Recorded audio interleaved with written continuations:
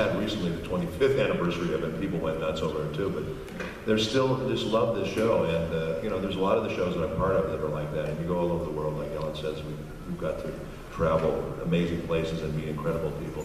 I remember one time I did a Dragon Con a few years back, which is a huge convention. I don't know if you guys know about Dragon Con, but it's like there's just 80 billion people there. And I was exhausted because I was doing all these panels and everything, and you know, you sign autographs and do that stuff all day long, and basically this guy approached me. He had contacted me early and said, I want you to come and do a Ghost in the Shell panel, would you mind doing that? And I'm going, oh my God, okay, I'll see if I can squeeze it in at some point. So I'm out to dinner with everybody, and he calls me, he goes, are you gonna do that panel? We would really like you to do the panel. I said, okay, I'll tell you what, I'm having dinner, I'll come right over as soon as I'm done with the dinner. I thought there would be like, you know, 5, 10 people in there. I walk in there, it was a room bigger than this, it was packed to the gills. There was like literally thousands of people in this room, and they went nuts. And I felt like, you know, you feel like a rock star, you feel great when that happens. So it was great. We talked for like 3-4 hours, and they asked all kinds of questions about the show. So that was really fun to do that. That was a great time. So it's great. It's great to come out and meet you guys. You guys really care about the work. You care about the shows, and it's just nice because, like, you know, Bryce says, we're stuck in these little dark booths all day long, and we don't know if we're, you know, what's going to happen if people like it, don't like it, whatever. And you know, so it's nice. Thank you guys for having us. Thank you for doing it.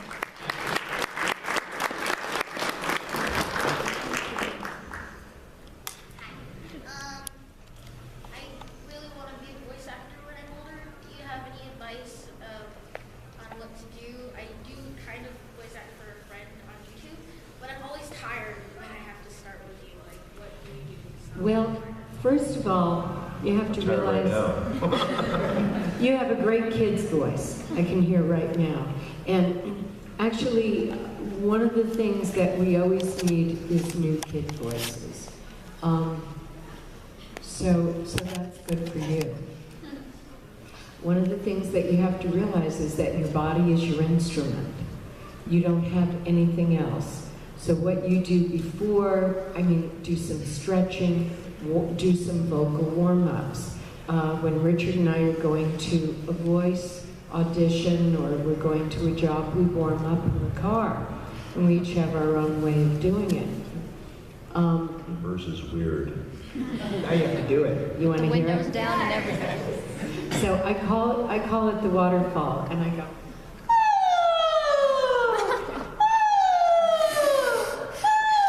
I have to drive while she's doing this.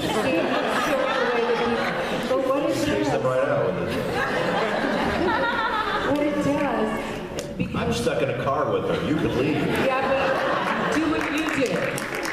You got bit about a bit about a bit about a bit about a bit about a. Well, I mean, if you want to talk about what we do, I warm up my lips, which you go like this, warms up your lips. We get some moving, and then I always do this. And do this. La lo lu, la lo lu, that warms up your throat, and then I do mama la pa pa mama la pa pa mama la pa pa, warms up your mouth. You know, I just get everything warmed up and working and nice when you go in, because sometimes they have really early calls. Sometimes we go in at 9 o'clock in the morning, and you're just waking up, and your voice is like down here in the basement. And the other thing that I do like the S sound, and it opens up your lungs and expands them and stretches them. And you should do vocal exercises every day, and I do it like this.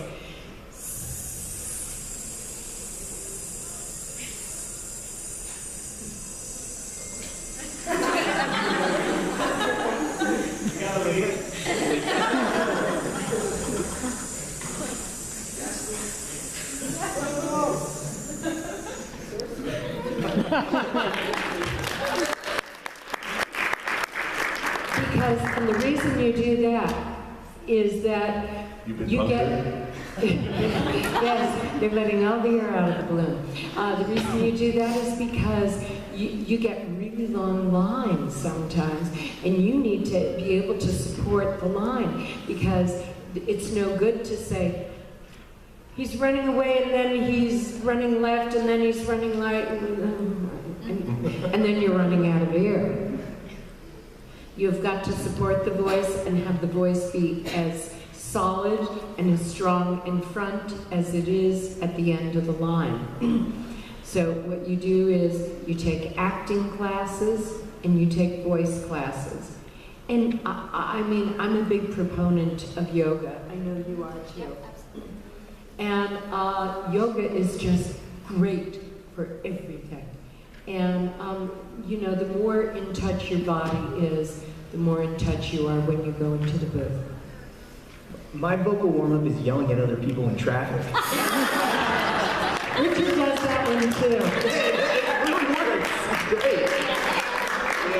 It's the only way to get where you're going. I always like to talk to people. I know some actors go, oh, no, you know, I don't like to talk to anyone. I like to be in my space or whatever. But I always talk, because if you talk to somebody, especially early in the morning, you are warming up your voice. And you know, you don't have to do it the way we're doing it. You can, whatever way you do it, your voice should be warmed up and ready to go when you get in that booth. Yeah.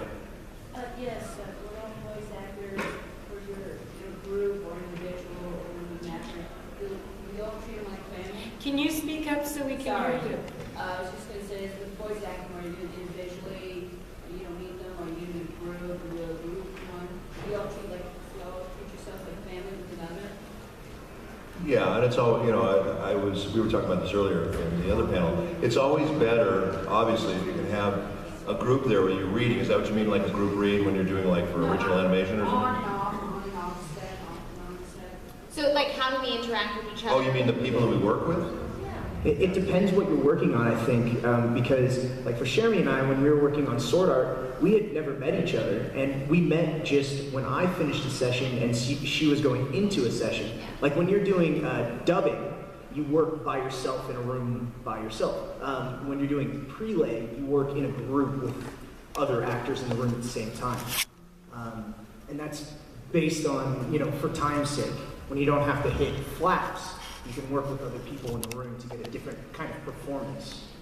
Yeah, it's always nice to be able to act off of other people. You know, you can react instead of just do your lines. It's kind of nice. I mean, but you know, we don't have that luxury very often. Even in the original, a lot of the original animation stuff, you still go in one at a time, or games one at a time, even though they're original animation.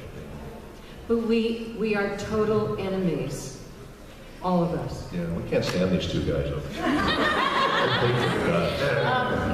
No, we're like a big family now. We have never met Cherami until today. Yeah. I mean, But I'm going to steal her hat before the end of this. but and the conventions actually provide us with an opportunity to hang out with other voice actors that we know, and some that we don't know. And we've actually met people at conventions that we've hired for projects, just meeting them here, because you know sometimes you don't meet people, and it's just that's kind of a cool thing. But you know, it does get to be like a family, and when it's like somebody in our community just passed away, and he was the one that directed Ghost in the Shell, the standalone complex. That was Kevin Seymour, and he's the one that asked me his bateau. Got the job. And I mean, so we gathered together to celebrate his life, and I mean, we're like a family. Yeah. We are. Except these two, like us. No. We're the forgotten stepchildren. Children of the family. Yes. This is a kind of a layered question, so you can answer this however you like. This is for all of you guys. Either go with this one. How do you, if at all, interact with your Japanese voice counterparts? Or the second part, when you're redubbing in English, how much do you use the original Japanese voicing to influence your own work, or do you kind of do your own interpretation on characters? Well, some things have happened. Like, for example, the reason I got Ansem in Kingdom Hearts is because the guy who does Ansem in Japan does the voice of Bateau. So that's the reason I got cast in that part. It's kind of an interesting thing. And that guy, I can't remember his name. I'm sure some of you probably know who he is. But we do a lot of the same things, because I guess we both have a similar voice. We both have a big, tough guy, husky voice, whatever.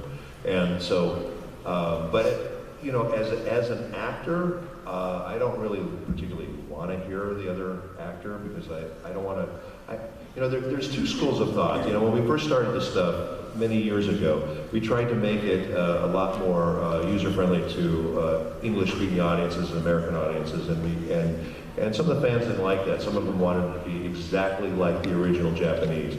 And there's those that wanted to sound exactly like the Japanese, and my feeling is if you want it exactly like the Japanese, just watch the Japanese. But, you know, the thing is that, you know, I think in order to get more people interested in this stuff, sometimes you have to make it a little more, because, for example, there's jokes in Japanese that are not funny in English, and vice versa. So you kind of have to make, it drives me nuts when I see a scene where there's like 10 guys standing around and somebody says something, and the 10 guys start laughing, and it's not funny to us. So my feeling as a director is you have to put something funny in there in English in order to make them laugh. Otherwise, it doesn't make sense. So, you know, I guess it's kind of a little bit of, you know, 6 of one, half dozen the other, but I don't know if that answers your question or not. I don't particularly, when I'm recording as an actor, I don't like to hear it, maybe for the timing or whatever, but I don't really like to hear their voice do it, you know. But. Yeah, you definitely answered an unasked question as well, but I was thinking more like the sound of the voice. We as a rule don't try to imitate the Japanese voices. There is a different quality to, and it's a lot of it's to do with the language. And so our language has a different musicality. And so if you listen to the Japanese, then you're getting caught up in the musicality of their phrasing, whereas the American dialect has a much different cadence. So as a rule, we don't. I know that for every anime that I've worked on, we watch it and they'll show us the scene before we work on it, just so we can reference it, because sometimes the emotional difference can be, you don't always see it in their faces, all the little nuances. So I'll watch it, and I wouldn't say that I imitate it, because like she said, you can't. I mean, we could do the same musicality, but it is gonna sound whack if we do it. Because it just doesn't translate. The jokes don't translate, things like that. So I'll watch it and I say that I'm inspired by their performance, and I'll say, okay, I understand the tone of how they want this to be portrayed, and that's the beauty of having a director in the booth as well, because if we know that there's a change in tone, like when I worked on Sergeant Frog, that's a huge title in Japanese. And a lot of the jokes are very culturally related, and the creator and the production team in Japan came to Funimation and said, we want you to make it funny for an American audience, so all the jokes have to change. So we had a lot of freedom, and they were saying, well, this is a pop culture reference in Japan, so we used Disney Channel references, or we used Lindsay Lohan, or we used things, whatever was relevant at the time. And that was kind of fun, because it was like a Japanese version of Family Guy, because we were relating it to what was popular or relevant at the time. So we would listen to it, watch the jokes, watch the timing. Obviously it has to match the flaps, but we can't do it if it's not going to translate. But I would say the intent obviously has to be the same, because the story that we're telling is exactly the same. The animation isn't changing. There's also something else, and I totally agree with you, that the Japanese have a much more subtle way of delivering. They'll say, the goat just walked through the door, and everybody will howl. And but it's very, very subtle. Whereas, you know, here in the States, we're much more emotionally available. And so we're bigger than the Japanese culture. So if you're trying to imitate the Japanese, it's going to be too subtle for the American audience also. I agree. I take inspiration from the Japanese saves. And actually, have you guys ever had the experience of meeting a Japanese counterpart? No? I met my romantic counterpart for one show, but I never met I had that experience, and it was really, really cool. I met Nobu, who plays Rino Kubura from Blue Exorcist at Anime Expo. And it was just awesome to talk to someone who had gone through the same experience and gone through the same emotional roller coaster that is that show. And it was just really cool. I really want to meet the Seiyu who plays Kirito from Sword Art Online. I think that would be such a cool experience to just kind of compare how recording was. And for me, those shows, I was able to watch the show in full before I started recording, which is kind of rare. So I really took inspiration. Yeah, it's lucky to have that option to be able to do that. So I really took inspiration, and I thought their performances were really strong. And I knew I had a lot to live up to in those two particular cases. And I think I sort of took what they did and just Americanized it. I remember when we were doing Lupin the Third, and I brought in Tony Oliver to do Lupin, and we had the Japanese clients in the booth with us. And this is a perfect example of the difference in the languages, because Japanese is very subtle. It's a very subtle language, and it sounds very flat, to my ear anyway. And, they kept, Tony would do a line, and the Japanese guys kept saying, bigger, bigger, go bigger. And he'd go bigger, and they go, no, bigger, bigger. And they would go, no, bigger. And then they would say, like this, and they would play the line of the original guy. And to my ear, it sounded like, and they were on the floor laughing their asses off. So I said, okay, Tony, go a little bigger. And so he said, you want him to sound like that? He goes, yeah. So then he would do it, and it would sound really flat, because he was trying to mimic what the Japanese guy was doing. And then they go, no, bigger. And he'd go bigger again. And he'd go, no, bigger. And he'd go bigger again. And like this. And he'd play it again for us. And it was just so bizarre, because it's just, and they were on the floor laughing their asses off every time they played that thing. And it was just like, it just sounded like nothing to me. So I mean, there's a real difference in the language, and it's really tough. I'll tell you, we do a lot of live action stuff too, and that's really tough to make an Asian language look like English, because their mouths do completely different things with the dialogue. So, and my hat's off to anyone who learns English from Japanese or vice versa, because it's just real different languages, very tough to do. I wish I could do it. I wish I was able to do it. But it all just sounds like. Sure.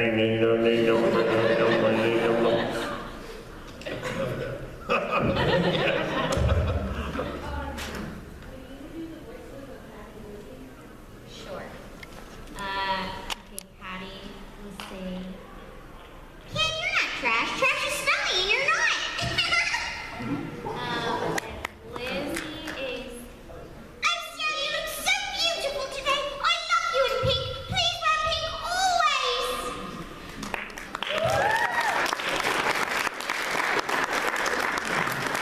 So the second one sounded like, what was the girl in Willy Wonka? Veruca Salt. Veruca Salt, yeah, My that sounds favorite. like. I remember from another con you told a story about ordering fast food in that voice. Oh my god. I get so people say such horrible things about when I order fast food in that You're voice. so mean, Cherami. Yeah, So but they mean. told me to do it. People were like, you gotta order fast food when you go and do it in a voice, and I was like, well, alright. So I went and ordered something at Wendy's, and then I was like, oh man, I forgot. I always forget to do it in a voice. I was like, well, I'll do it when I get up there. So I went up there to pay, and the guy, I gave him my card, and then when he turned his back to swipe the card, I was like, Lisa, you have to help me. And he goes, sure. I was like, you're what? He goes, the British girl? And I said, are you calling me a British girl? And he was like, no, sorry, no. He turned his back again, and I was like, Lisa, she's horrible. Don't listen to it. It went on for a while.